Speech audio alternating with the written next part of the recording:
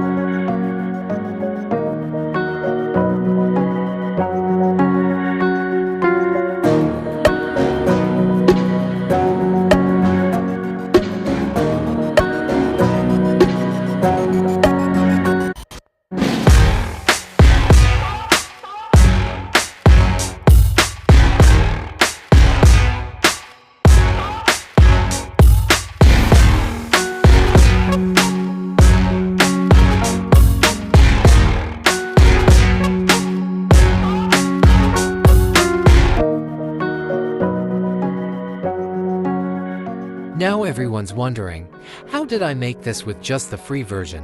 Well, let me tell you. I'm a traditional artist. 1. Traditional artists only need one canvas. No fancy hundreds of layers here. 2. We draw as using symmetry. No need for any fancy tools. 3. We don't need the lasso tool. We just fill the colors inside the sketch. Super simple. 4. Sketch first, fill later. Just like traditional artists. I focus on the outline and let the colors follow naturally. 5. Who needs expensive brushes? I make it work with what's free.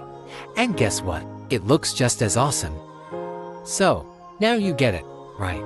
This is how I did it with only the free version.